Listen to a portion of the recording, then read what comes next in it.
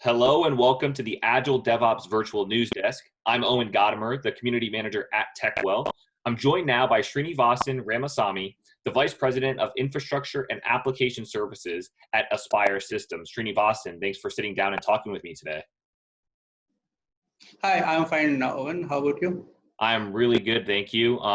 We're obviously we're in the middle of a global pandemic right now, affecting everywhere around the world. You and I, we were just chatting. We're in different parts of the world. 8 p.m. local time for you, 10:30 or 10 a.m. local time for me. But we're here having this conversation, which is really cool that we have the technology to do this. And one of the things we wanted to talk about was the technology that you all can help support and the services that you all provide at Aspire Systems. And I was hoping maybe you could give a little bit of background about what you all do and how you can help facilitate software. Yeah, definitely, Owen. Thanks. Let me give you a small introduction about our company as such. Aspire Systems is a global IT services company.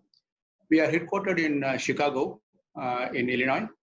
We have offices in San Jose and Dallas in Texas. And being global, we have presence in Europe, Middle East, and APAC. In Europe, we have offices in UK and Netherlands. In Middle East, we have an office in Dubai, but huge operations in Saudi Arabia as well. In APAC, we have our headquarters in Singapore. We have customers in Malaysia, Vietnam, Philippines, and Australia. Our global delivery center is in India, in a couple of cities, Chennai and Hyderabad.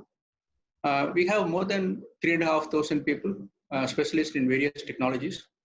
We have been in the industry since 1996. That is like 25 years rather. In these years, we have seen many technology tides, including Y2K, .NET boom, advent of cloud, digital age, and now we are in the age of automation with AI and ML technologies and so forth. And we have always been early adopters of technologies. We have been giving latest technologies to our customers, and we are change agents to our customers, in fact. Thus, we have been the pioneers wherever we go. Our philosophy has been, attention always. Attention always in three areas. One is attention always to our customers in providing right technology at the right time. Attention always to our employees to make sure that they stay ahead of technologies and their work-life balance is maintained all the time. And third one is attention always to our society that we live in, not just doing some CSR activities, but also to ensure that we contribute enough back to the society, which becomes a better place to live in holistically. Yeah, that's a small introduction about our company as such. Yeah, absolutely. And some of the work you all do is working with customers who are migrating to the cloud. And I was hoping maybe you could share with us some of the challenges that are faced by your customers while they're migrating their business critical applications from data centers to the cloud. Yep, definitely. So I would say there are three major challenges faced by the customers when they move on to cloud.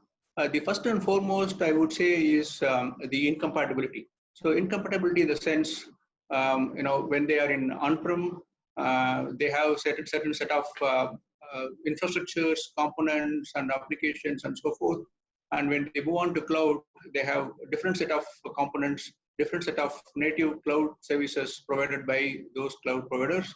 And there's a disconnect between these two. So that's what I mean by incompatibility.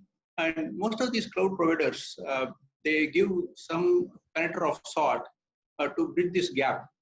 But again, that is not all that enough to understand and make the best use of the cloud services out in the cloud, right? But still, we have come up with various methods to shorten that gap. One is the lift and shift mechanism where we move applications from on-prem to cloud.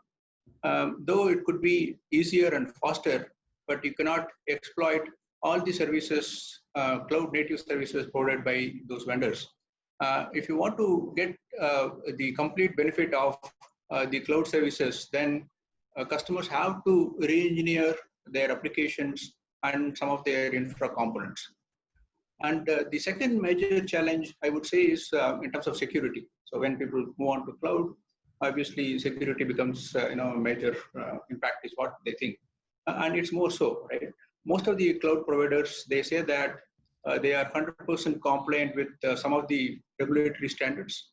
But again, we need to be really watchful and we cannot take chances, all right? So we need to make sure that we encrypt our data and we secure our data.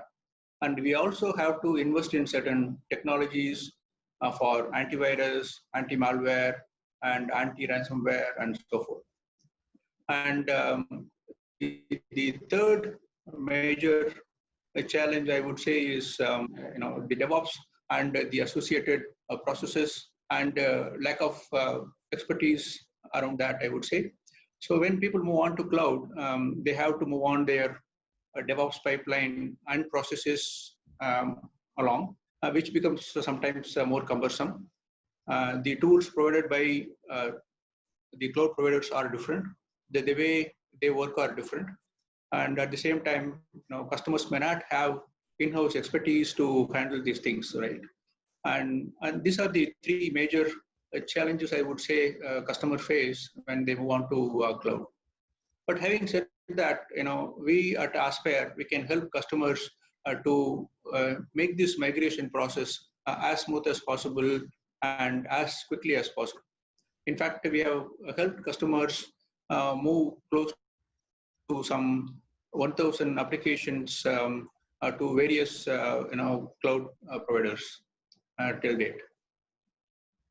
Yeah, so I think those challenges are spot on, and some of the ones obviously you mentioned, security and DevOps. DevOps is such a hot topic right now. Why do you think DevOps is such an important strategy in technology today?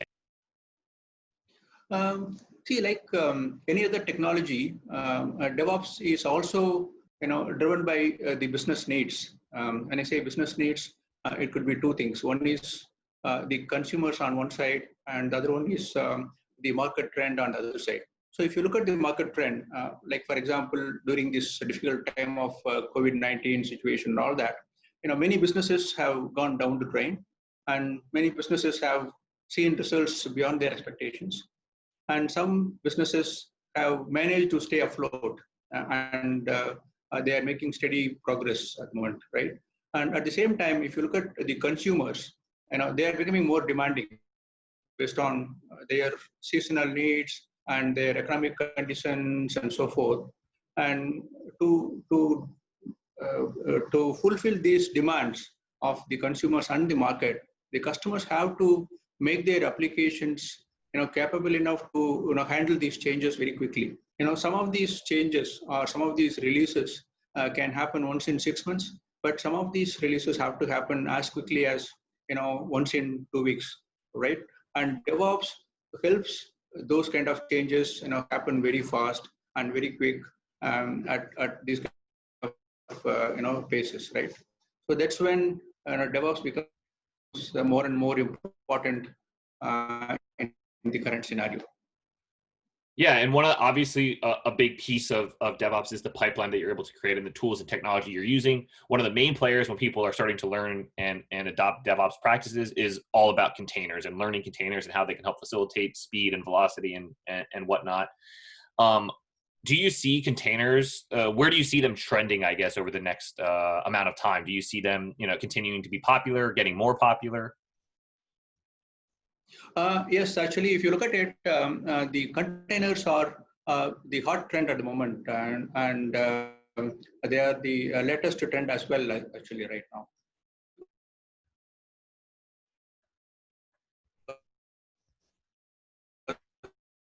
If you look at most of the into their target architecture, so microservices becomes the de facto standard in the current scenario.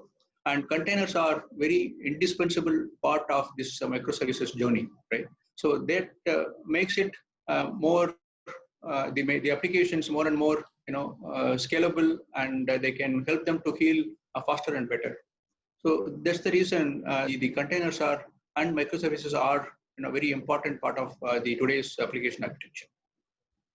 Yeah, absolutely. Srinivasan, the time, as I mentioned, goes by so fast.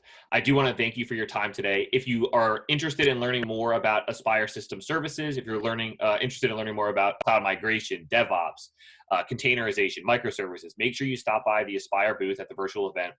Say hi to the people and learn more about how Aspire can help. Srinivasan, thank you again for sitting down with me and taking the time today.